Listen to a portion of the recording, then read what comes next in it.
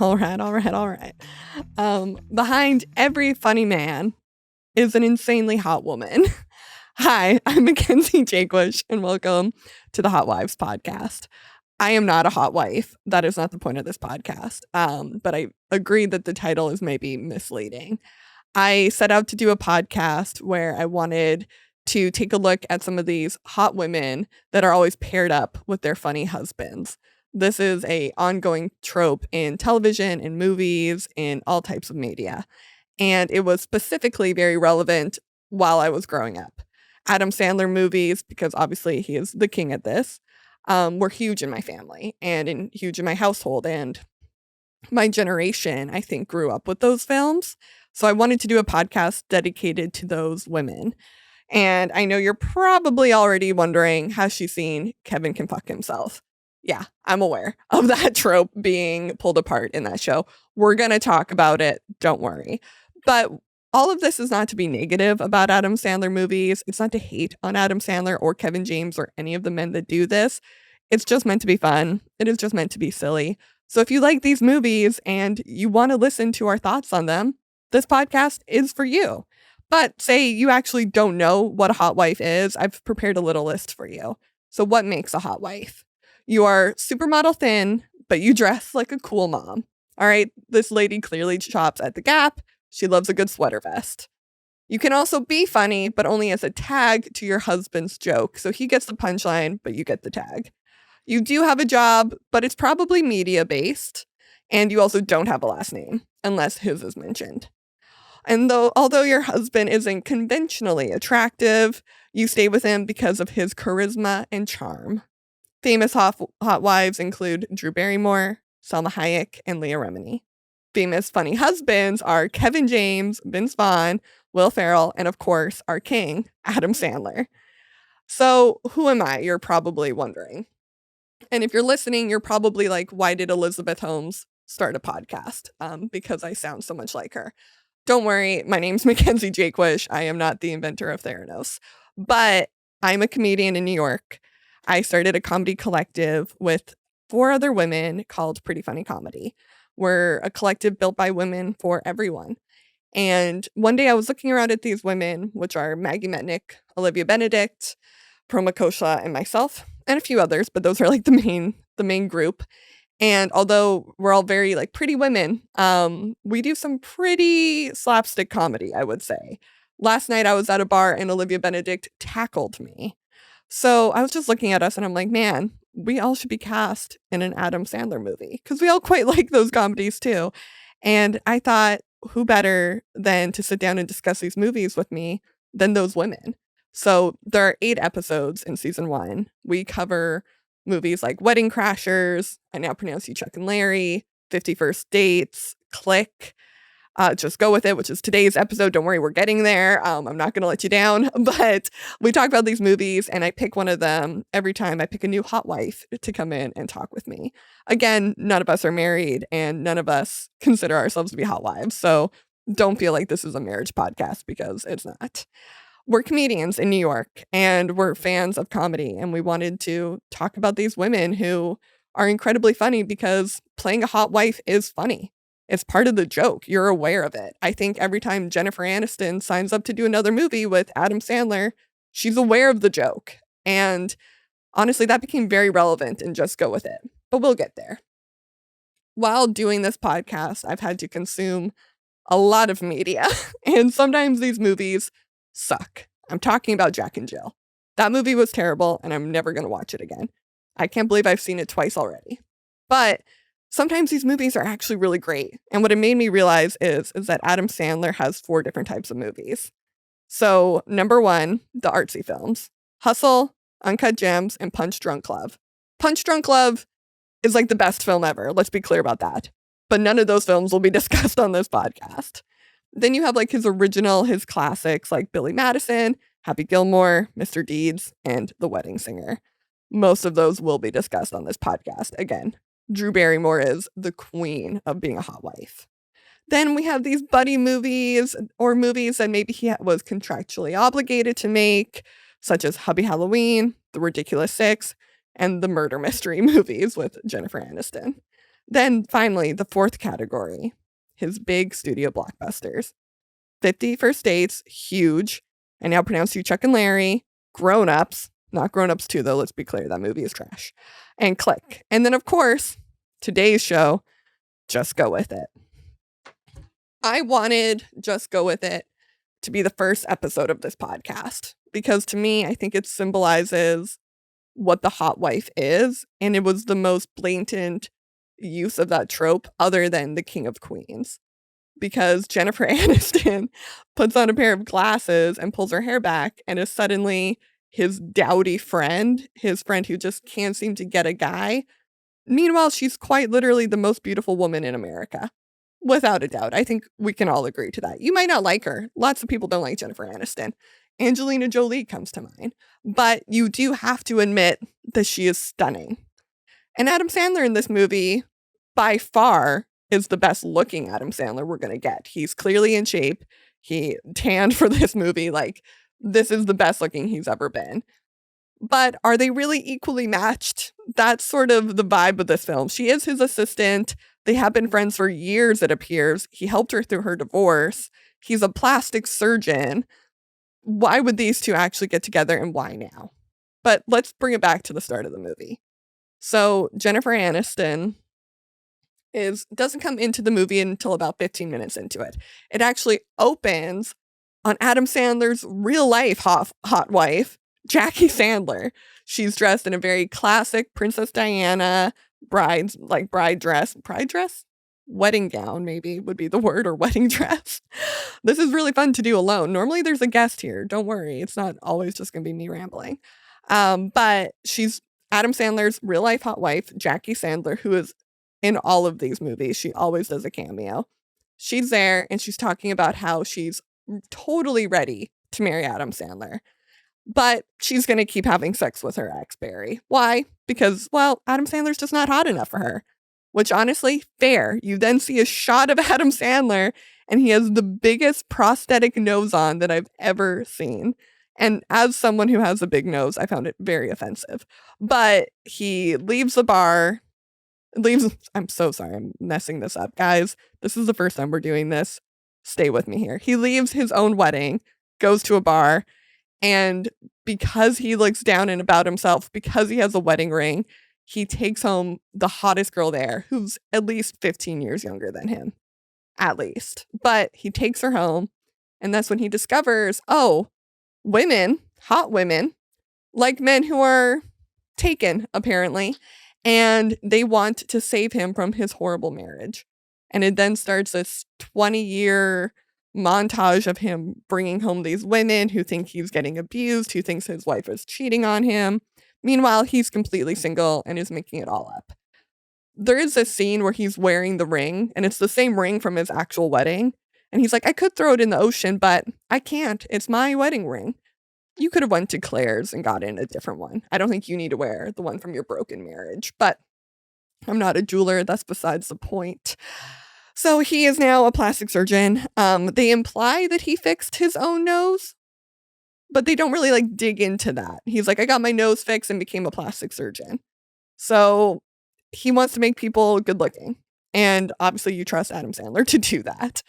This movie clearly had this insane budget because every scene that we see, the set's beautiful. He goes to this Hollywood party and they're at this mansion with a pool and there's other famous actors there making their classic Adam Sandler cameos.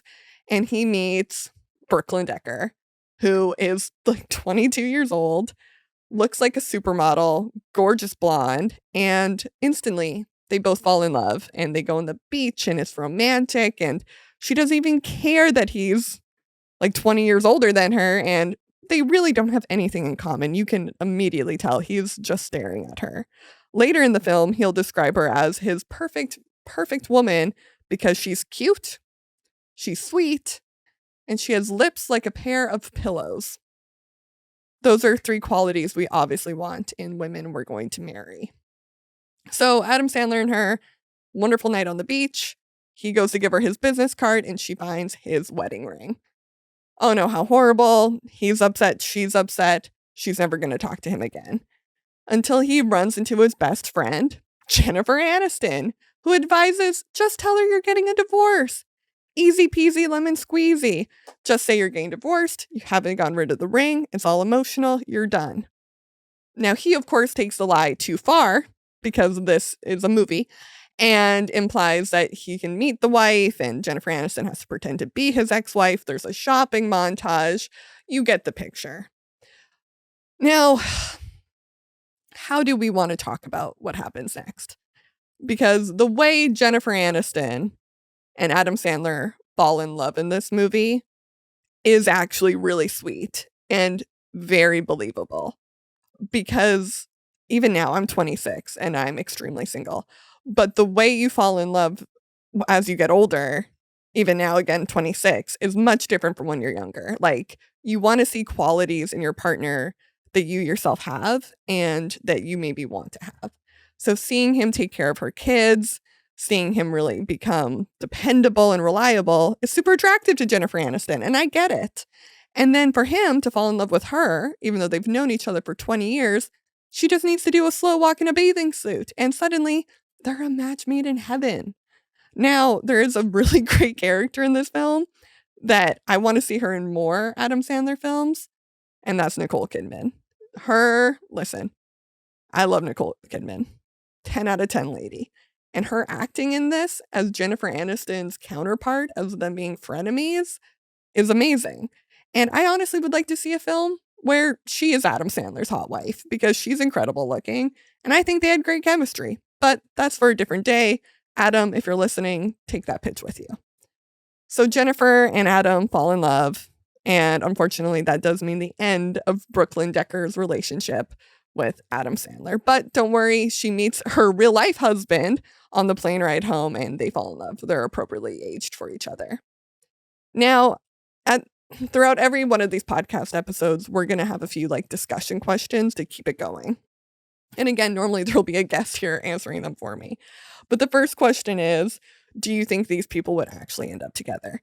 Abso-freaking-lutely. I'm honestly shocked that Jennifer Aniston isn't a real life hot wife.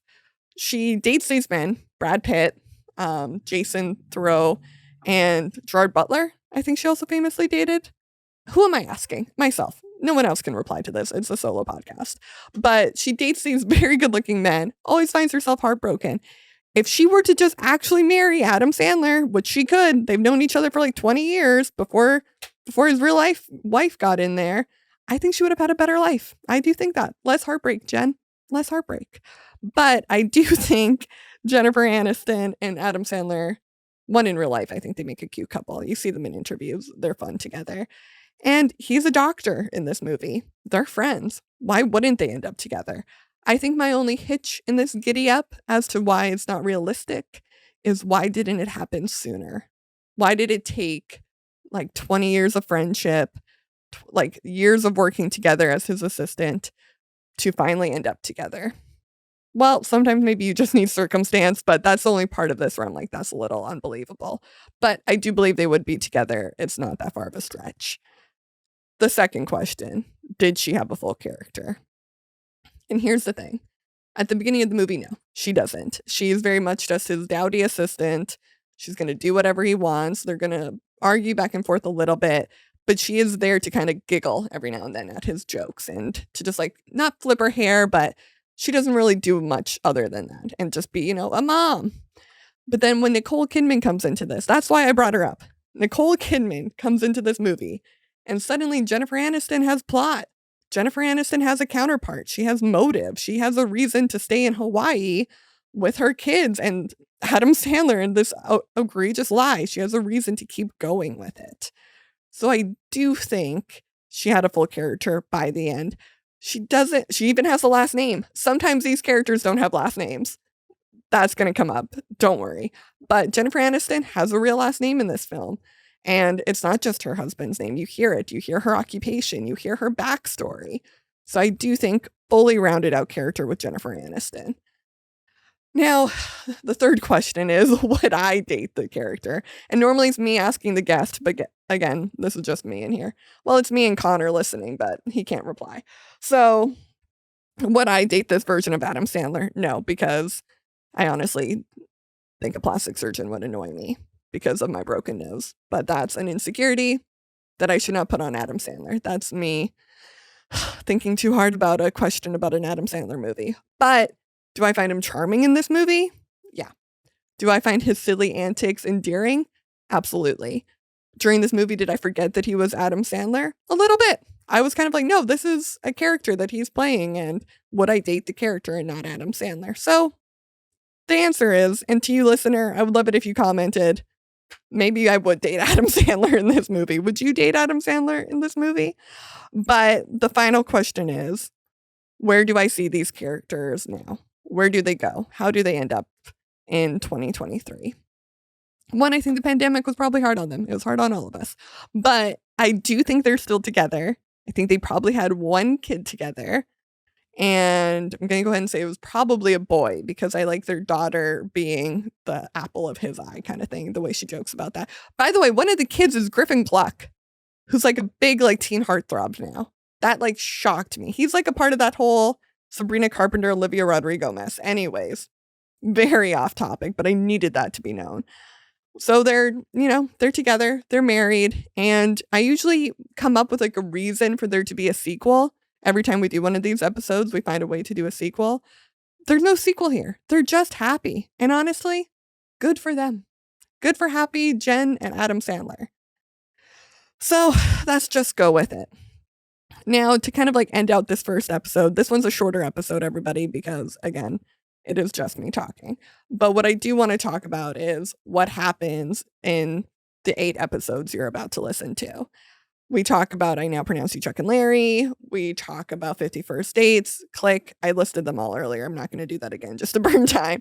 But what we actually do discuss is the comedy in all of this. Again, it's not a serious podcast, and it is not intended to be by any means. But if you do find it funny and you do want more episodes, right now we're only doing 8. But luckily for me, Adam Sandler keeps doing movies, and I don't think he's going to be stopping anytime soon. Jennifer Aniston and him have a 3rd movie coming out together this year, so there are plenty of opportunities to do this again. Something I wanted to talk about, though, at the end that we won't talk about throughout the rest of the series, and I know I'm suddenly using a serious voice, so you're probably like, she's on her feminist shit again, but I'm not. That's not what we're doing. I want to talk about Kevin Can Fuck Himself, because that's not enough to do a whole podcast episode. I'm sure there are podcasts about it, but I wanted to address it because every single person I've talked to has brought this up to me. So Kevin James, for those of you that don't know, Kevin James was on a TV show called Kevin Can Wait, and he had a hot wife in it, very similar setup to the King of Queens. And then Leah Remini suddenly became available to be on the show. So he killed off his hot wife and replaced her with Leah Remini. And the killing of his wife was done very Refrigerator-esque. Like, she dies, we don't really know why. He grieves her for the first half of one episode, and then we never ever talk about her again. Now, the woman who played his wife went on to be a writer and wrote Kevin Can Fuck Himself, which is I believe it's on HBO. It is an hour-long show because it's split into 2. The first half is the sitcom, and the second half is the reality of living in that sitcom with like a funny husband and being a hot wife. What does that truly mean? And it's a great show. It's fantastic, and it looks at the darker side of being a hot wife. And I'm sure a lot of people were listening to this and were hoping that I was going to talk about the dark side of it all, which of course there is. But truly, and I mean this from the bottom of my heart, this is just a silly podcast. It's just meant to be funny. It's just meant to talk about my obsession with Adam Sandler. And honestly, it's the way to promote pretty funny comedy. I'm not going to lie to you guys. That's what this is. So if you're interested in that, if you want to hear more of that, listen to this podcast and let us know what movies you want us to do next, because we'll do more. You can follow me at Pretty Funny Comedy. And we have a website, prettyfunny.com. And yeah, stay tuned for more episodes. It's going to be a really fun ride.